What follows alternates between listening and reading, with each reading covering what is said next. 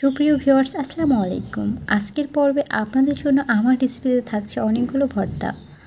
তো এই ভর্তাগুলো কিন্তু আপনারা অনায়াসে বাসাতেই বানিয়ে নিতে পারবেন। এই ভর্তাগুলো তৈরি করার জন্য আমার লাগবে হচ্ছে শুকনো মরিচ। আমি এখানে প্রায় 15টার মতো শুকনো মরিচ নিয়েছি। আর নিয়েছি এখানে রসুন আর পেঁয়াজ কুচি। আমি 3টা বড় সাইজের রসুন ছোটো ছোটো পিসেস করে নিয়েছি। আর 15টার মতো এখানে আমি নিয়েছি হচ্ছে পেঁয়াজ। পেঁয়াজগুলোর খোসা ছাড়িয়ে তারপরে দেখতে পাচ্ছেন স্লাইস করে নিয়েছি। এরপর লাগবে আমার কাঁচামরিচ। আমি এখানে নিয়েছি প্রায় 12টার মতো কাঁচামরিচ। তো যে ফার্স্টে আমি দেখিয়েছিলাম শুকনো মরিচগুলো সামান্য একটু তেল দিয়ে এগুলো রোস্ট করে নিব। এটা এমনভাবে রোস্ট করে নেবেন যেন এটা হাত দিয়ে চাপ দিলে পরে মুড়মুড় করে ভেঙে যায়। তো যাই হোক আমি এগুলো ভালোভাবে রোস্ট করে নিয়েছি। এরপর যে কাঁচামরিচগুলো দেখিয়েছিলাম সেগুলো রোস্ট করে নিব। তবে সামান্য একটু তেল দিবেন, খুব বেশি তেল দেওয়ার প্রয়োজন নেই। অল্প অল্প তেল দিয়ে সব কিছু ভেজে নেবেন। বাই দ্য ওয়ে, আপনি দেখছেন এসএস কুকস কর্নার ভিডিওর সাথে আছি আমি জান্নাতুন নাইম। আমার রেসিপিগুলো যদি আপনাদের কাছে একটু ভালো লেগে থাকে তাহলে অবশ্যই সাবস্ক্রাইব করে আমার চ্যানেলের পাশে থাকবেন। এরপর আমি দেখতে পাচ্ছেন রসুনগুলোও ভেজে নিচ্ছি। সাথে সামান্য একটু তেল দিয়ে দিলাম। তারপর এগুলো একটু নরম করে রেখে ভাজতে হবে। অনেক বেশি কিন্তু ড্রাই করে ভাজা যাবে না, কিছুটা নরম করে তারপর এগুলো উঠিয়ে নিতে হবে। অর্থাৎ রসুনের যে একটা কাঁচা স্মেল আছে সেটা দূর হয়ে গেলেই এটা ভাজা অফ করে তারপর উঠিয়ে নেবেন।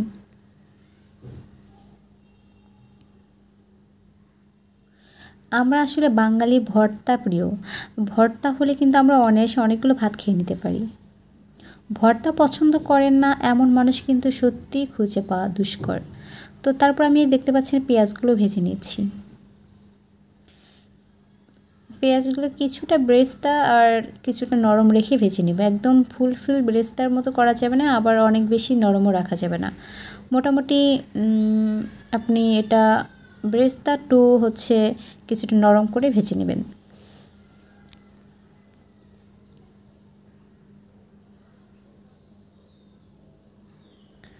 তো আমি কিছু পেঁয়াজ উঠিয়ে নিচ্ছি আর বাকিগুলো একটু বেরেস্তা করে নিব।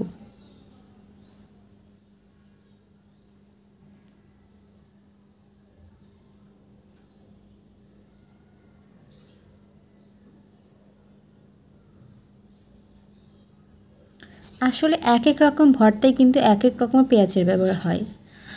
যেমন কাঁচা পেঁয়াজও লাগতে পারে, আবার পেঁয়াজ বেরেস্তাও লাগতে পারে, আবার কিছুটা নরম হালকা করে ভাজা পেঁয়াজও কিন্তু লাগতে পারে।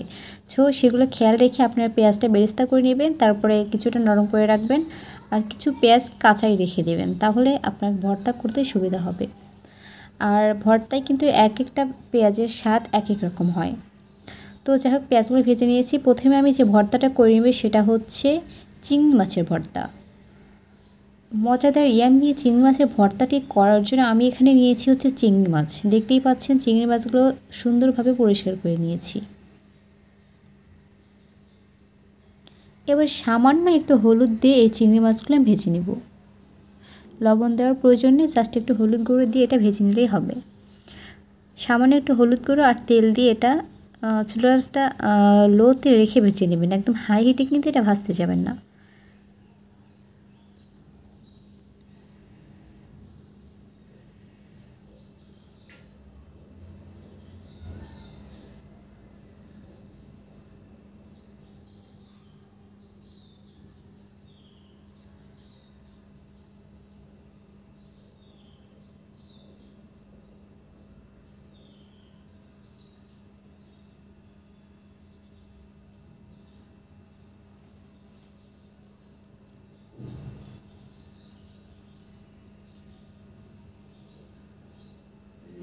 চিংড়ি থেকে পানিগুলো বের হয়ে তারপরে চিংড়িটা মোটামুটি সিদ্ধ হয়ে আসলে আপনি বুঝতে পারবেন, তখন এটা নামিয়ে নেবেন। এরপর আমি একটা প্লেটে নিয়ে নিলাম 2টা শুকনো মরিচ। যে শুকনো মরিচগুলো আমি ভেজে রেখেছিলাম সেখান থেকে 2টা শুকনো মরিচ আমি নিয়ে হাত দিয়ে কিছুটা চটকে নিচ্ছি। এরপর এখানে দিয়ে দিব হচ্ছে স্বাদ মতো লবণ। আপনারা আপনাদের টেস্ট অনুযায়ী লবণের পরিমাণটা বাড়িয়ে বা কমিয়ে দিতে পারবেন। আপনারা চাইলে কিন্তু এখানে মরিচের পরিমাণটা আরও বাড়িয়ে দিতে পারেন, বাট আমি এখানে আরও কাঁচামরিচ অ্যাড করব, সেজন্য আমি এখানে কিন্তু 2টা শুকনো মরিচ দিয়েছি। বাট যারা ঝাল খেতে পছন্দ করেন তারা কিন্তু আরও বাড়িয়ে দিতে পারেন, বাট আমার হাজব্যান্ড ঝাল খেতে একদমই পছন্দ করে না। সেই জন্য আসলে আমি ঝালের পরিমাণটা একটু কমই দিচ্ছি। এরপর দিয়েছি ভাজা পেঁয়াজ। পেঁয়াজ বেরেস্তা কিন্তু এখানে ইউজ করছি না, আমি জাস্ট যে নরম করে যে পেঁয়াজটা ভেজেছিলাম সেইখান থেকে কিছুটা পেঁয়াজ আমি এখানে দিয়ে দিলাম। এখানে আপনাদের টেস্ট অনুযায়ী বা পছন্দ অনুযায়ী পেঁয়াজের পরিমাণটা বাড়িয়ে বা কমিয়ে দিতে পারবেন। এরপর আমি দিয়ে দিচ্ছি সেই ভাজা চিংড়ি মাছগুলো। এবার হাত দিয়ে কিছুটা এটা চটকিয়ে নিব, একদম খুব বেশি মিহি করে এটা চটকানোর দরকার নেই, জাস্ট একটু এটা হালকা ভেঙে নিলেই হবে। কিছু আস্ত থাকবে আর কিছু আপনার এটা হাত দিয়ে একটু ভেঙে নেবেন, তাহলেই ভর্তাটা কিন্তু রেডি হয়ে যাবে। বাট আপনি যদি ধনিয়া পাতা খেতে পছন্দ করেন তাহলে এই যে একটু ধনিয়া পাতা দিয়ে দিবেন। আর এখন তো শীতকাল চলছে, আমরা সব তরকারিতে কিন্তু ধনিয়া পাতা সবাই কম বেশি খেয়ে থাকি। যাই হোক, ভর্তাটা কমপ্লিট হয়ে গিয়েছে। এখন আমি একটা অন্য পাত্রে এটা সার্ভ করে আপনাদেরকে দেখিয়ে দিচ্ছি।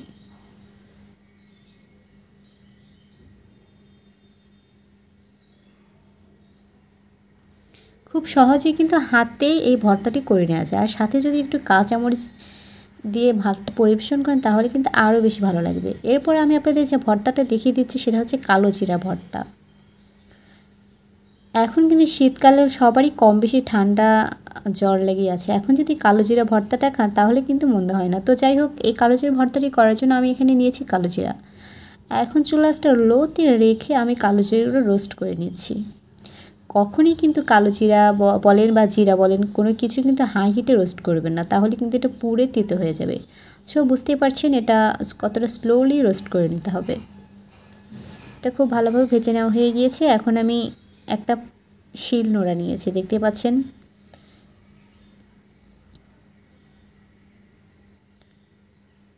এখন এগুলো আমি পিষে নিচ্ছি। খুব ভালোভাবে এগুলো পিষিয়ে নিতে হবে যেন দানা দানা ভাবটা না থাকে। এরপর আমি এখানে রসুন দিয়ে দিচ্ছি। আমি যে রসুনগুলো আগে রোস্ট করে রেখেছিলাম সেখান থেকে রসুন, পেঁয়াজ আর শুকনো মরিচ, কাঁচামরিচ সব কিছু দিয়ে কিন্তু এটা ভর্তা করে নিতে হবে। তো ফার্স্টে দিয়ে দিলাম রসুন, তারপরে দিয়ে দিলাম কিছু কাঁচামরিচ। এরপর এগুলো একসাথে পিষে নিচ্ছি।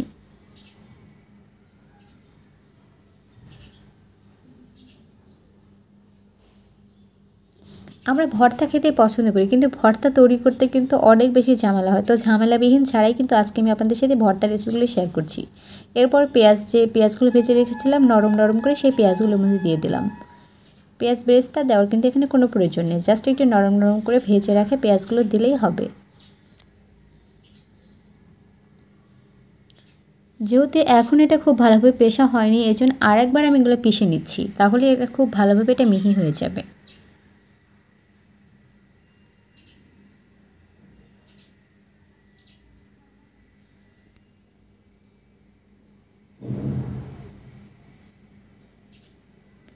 এরপর আমি এর সাথে অ্যাড করে দিব হচ্ছে টেস্ট অনুযায়ী লবণ। আপনারা আপনাদের টেস্ট অনুযায়ী লবণের পরিমাণটা দিয়ে দেবেন। ব্যাস, আজকের এই কালো জিরা ভর্তা কিন্তু একদম রেডি। গরম গরম ভাতের সাথে কিন্তু এই ভর্তাটা খুব জমে যাবে। তো দেখে বুঝতেই পারছেন কতটা ইয়ামি হয়েছে এই ভর্তাটি। আশা করছি আপনার কাছে অনেক বেশি ভালো লেগেছে। এরপর যে ভর্তাটা আপনাদের সাথে শেয়ার করছি সেটা হচ্ছে শিম ভর্তা। এখন কিন্তু শীতকালে অ্যাভেলেবেল আপনাদের শিম বাজারে পাওয়া যাচ্ছে। তো ওই শিম ভর্তা করার জন্য আমি এখানে নিয়েছি হচ্ছে শিম। এবার শিমগুলো আমি খুব ভালোভাবে ওয়াশ করে নিয়ে সিদ্ধ করে নিব। খুব বেশি পানি দিয়ে কিন্তু সিদ্ধ করা যাবে না, মোটামুটি এটা সিদ্ধ করে নিলেই হবে। এই যে দেখতে পাচ্ছেন আমি শিমগুলো সিদ্ধ করে নিয়েছি। এরপর আমার লাগবে হচ্ছে কাঁচা পেঁয়াজ। তারপর আমি দিয়ে দেবো এখানে হচ্ছে ভাজা একটু নরম নরম করে ভেজে রাখা যে পেঁয়াজটা রেখেছিলাম সেই পেঁয়াজটা আমি দিয়ে দিলাম। এরপর আমি এখানে নিয়েছি ভাজা কাঁচামরিচ আর নিয়েছি ধনিয়া পাতা। এখন সব কিছু হাত দিয়ে একসাথে চটকে মাখিয়ে নিব। এর আগে আমি এখানে দিয়ে দিলাম হচ্ছে স্বাদ মতো লবণ। আপনারা আপনাদের টেস্ট অনুযায়ী কিন্তু লবণের পরিমাণটা বাড়িয়ে বা কমিয়ে দিতে পারবেন। এক্ষেত্রে ঝালের পরিমাণটার দিকে লক্ষ্য রাখবেন। ঝালটা আসলে কে কেমন খান সেটার উপর ডিপেন্ড করে ঝালের পরিমাণটা দিয়ে দিবেন। আমি ফার্স্টেই বলেছিলাম আমার হাজব্যান্ড আসলে ঝাল খেতে খুব বেশি পছন্দ করেন না, এজন্য কিন্তু আমি সব কিছুতে ঝালের পরিমাণটি একটু কমিয়ে দিই। এরপর দিয়ে দিলাম সামান্য একটু সরিষার তেল। আপনারা চাইলে এটা স্কিপ করতে পারবেন, যেহেতু আমি সব কিছু ভেজে নিয়েছিলাম। আর কাঁচা যে পেঁয়াজটা দিয়েছি, কাঁচা পেঁয়াজ কিন্তু ভর্তাটা অনেক বেশি ভালো লাগে। এবার আমি আপনাদেরকে পরিবেশন করে দেখিয়ে দিচ্ছি আসলে কতটা সুন্দর লাগছে এই ভর্তাটি। দেন আমি যে ভর্তাটি করেছি সেটা হচ্ছে ইলিশ মাছের লেজ ভর্তা। এটা খেতে এতটাই ইয়ামি হয়েছিল যে আপনাদেরকে বলে বোঝানোর মতো না। তো ওই ভর্তাটি করার জন্য আমি এখানে নিয়েছি একটা ইলিশ মাছের লেজ, দেখতেই পাচ্ছেন। তো যাই হোক, এর মধ্যে আমি সামান্য একটু লবণ আর হলুদ মেখে মাছটা ভেজে নিব।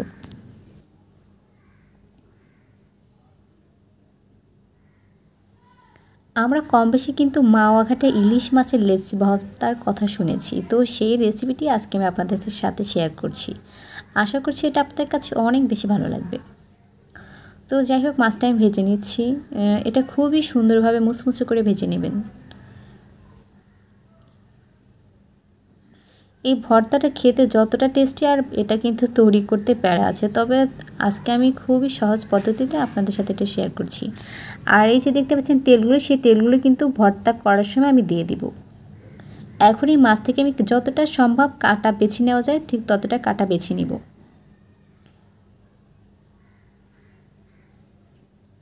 আপনারা চেষ্টা করবেন যতটা সম্ভব কাটা বেছে নেওয়া যায় ঠিক ততটা কাটা বেছে নেবেন। এই যে দেখতে পাচ্ছেন আমি কাটাগুলো বেছে নিয়েছি।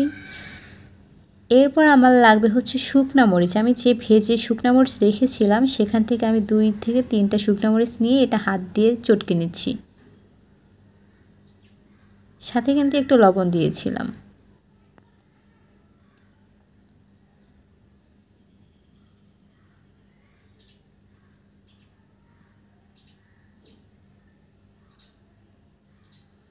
এরপর দিয়ে দিলাম ভাজা রসুনগুলো, আর দিয়ে দিব হচ্ছে পেঁয়াজ বেরেস্তা।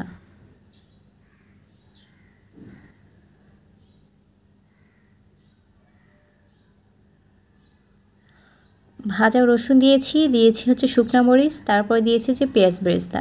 এখন সব কিছু একসাথে মাখিয়ে নিচ্ছি। এরপর আমি দিয়ে দেবো সেই তেলটা, যেটা মাছ ভেজে অবশিষ্ট ছিল, সেই তেলটা কিন্তু এর মধ্যে দিয়ে এই যে খুব ভালোভাবে এটা মাখিয়ে নিলাম।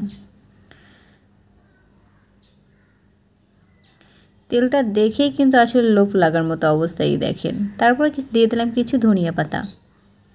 এরপর এটা সুন্দর করে আমি আপনাদেরকে পরিবেশন করে দেখিয়ে দিচ্ছি। গরম ভাতের সাথে এই ভর্তাটা খেতে যে এতটাই বেশি টেস্টি হয়েছিল আসলে বলে বোঝানোর মতো না।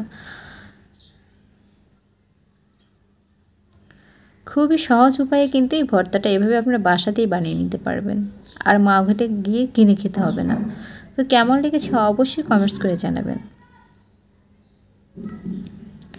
এরপর যে ভর্তার রেসিপিটি আমি আপনাদের সাথে শেয়ার করছি সেটা হচ্ছে বেগুন ভর্তার রেসিপি। আসলে বেগুন পুড়িয়ে ভর্তা করাটা আমার কাছে অনেক বেশি ঝামেলা মনে হয়। তো আজকে খুবই সহজ পদ্ধতিতে সেই একই টেস্টে আপনাদের সাথে বেগুন ভর্তার রেসিপিটি শেয়ার করছি। এই জন্য আমি নিয়েছি কয়েকটি ছোটো ছোটো পিসেস করে বা গোল করে কেটে নেওয়া বেগুন। এরপর সামান্য একটু লবণ হলুদ মেখে এই বেগুনটা আমি ভেজে নেব।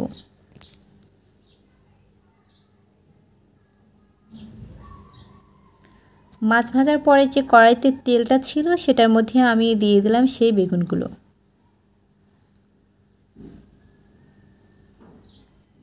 এরপর এপাশ ওপাশ উল্টে পাল্টে আমি বেগুনগুলো ভেজে নিচ্ছি। সামান্য আর একটু তেল দিয়ে দিলাম। যদি আপনাদের প্রয়োজন হয় তেলের তাহলে আপনার তেল দিবেন, আর যদি প্রয়োজন না হয় তাহলে দেওয়ার দরকার নেই। এই যে দেখতে পাচ্ছেন বেগুনগুলো ভেজে নিয়েছি। এই পর্যায়ে কিন্তু এটা খুবই গরম আছে, সো বুঝতে পারছেন একটু সতর্কতার সাথে এই কাজটা করবেন যদি আপনাদের বেগুনগুলো গরম থাকে। এরপর আমি এখানে নিয়েছি পেঁয়াজ বেরেস্তা, সাথে নিয়েছি 2টা শুকনো মরিচ, তারপর দিয়ে দিলাম কিছু কাঁচা পেঁয়াজ। তো পেঁয়াজ বেরেস্তা, কাঁচা পেঁয়াজ আর এই শুকনো মরিচের কম্বিনেশনে যে একটা নাইস ফ্লেভার বের হয় আসলে যখন আপনি ভর্তা করবেন তখন বুঝতে পারবেন, দেন এটাকে কিন্তু কখনোই বুঝতে পারবেন না। এরপর আমি দিয়ে দিলাম এখানে হচ্ছে ধনিয়া পাতা। তো এই ধনিয়া পাতাটা আমি জাস্ট 5 সেকেন্ডের মতো চুলায় দিয়ে রোস্ট করে নিয়েছিলাম। একদম সরাসরি কাঁচা ধনিয়া পাতাটা আমি এখানে ইউজ করিনি। এরপর স্বাদ মতো লবণ দিয়ে আমি এটা ভালোভাবে চটকে নিচ্ছি। আসলে বেগুন পুড়িয়ে ভর্তা করাটা আমাদের অনেকের কাছে অনেক বেশি ঝামেলা মনে হয়। তো এভাবে যদি আপনারা ভর্তা করেন আশা করছি সেই বেগুন পুড়িয়ে খাওয়া বেগুনের ভর্তার টেস্টটাই পাবেন। এরপর সামান্য একটু সরিষা তেল দিয়ে তারপরে বেগুনগুলো দিয়ে আমি চটকে নিচ্ছি।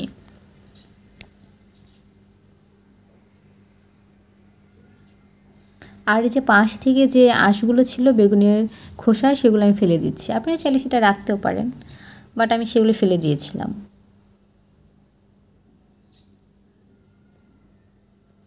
ব্যাস তৈরি হয়ে গিয়েছে কিন্তু আজকের এই মজাদার বেগুন ভর্তা। দেখে নিশ্চয়ই বুঝতে পারছেন কতটা লোভনীয় হয়েছিল এই ভর্তাটি। এরপর যে ভর্তাটি আপনাদের সাথে শেয়ার করছি সেটা হচ্ছে মিষ্টি কুমড়োর ভর্তা। এই ভর্তাটাও কিন্তু অনেকেই বেশি পছন্দ করে থাকেন, আমার কাছে অনেক বেশি ভালো লাগে। তো এই ভর্তাটি করার জন্য আমি এখানে নিয়েছি কয়েক টুকরো মিষ্টি কুমড়ো। এই মিষ্টি কুমড়োগুলো আমি খুব ভালোভাবে সিদ্ধ করে নিচ্ছি। সিদ্ধ করে নেওয়ার পরে যে আমি দেখতে পাচ্ছেন কিছু তেল বেঁচে গিয়েছিল বেগুন ভাজার পরে, সেই তেলের মধ্যে এগুলো রোস্ট করে নেব। যদি আপনাদের তেল বেঁচে না যায় তাহলে আপনারা কিন্তু চুলাতে তেল দিয়ে সামান্য একটু তেল দিয়ে এটা রোস্ট করে নেবেন। তাহলে যে এক্সট্রা পানি সিদ্ধ করার পরে ছিল বেগুনের মিষ্টি কুমড়োর ভিতরে, সেগুলো বের হয়ে যাবে। তাহলে কিন্তু ভর্তাটা অনেক বেশি আঠালো হবে। যাই হোক, আমি মিষ্টি কুমড়োগুলো রোস্ট করে নিয়েছি আর অন্য একটা পাত্র উঠিয়ে নিলাম। এরপর লাগবে আমার হচ্ছে শুকনো মরিচ। আমি কিন্তু অনেকগুলো শুকনো মরিচ ভেজে রেখেছিলাম, সেখান থেকেই 2টা শুকনো মরিচ নিয়ে নিলাম। তারপরে দিয়ে দিলাম এখানে রসুন ভাজা আর দিয়ে দিলাম হচ্ছে পেঁয়াজ বেরেস্তা, সাথে কিছু কাঁচা পেঁয়াজও কিন্তু এখানে অ্যাড করেছি আমি। এরপর আমি দিয়ে দেবো এখানে ধনিয়া পাতা কুচি। এখন সামান্য একটু লবণ দিয়ে সব কিছু খুব ভালোভাবে চটকে নিব বা মিশিয়ে নিব।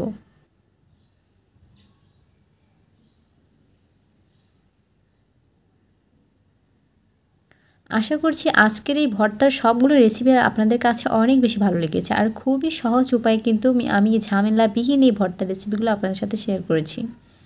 সামনে একটু সরিষার তেল দিয়ে দিলাম, জাস্ট একটু নাইস ফ্লেভারের জন্য।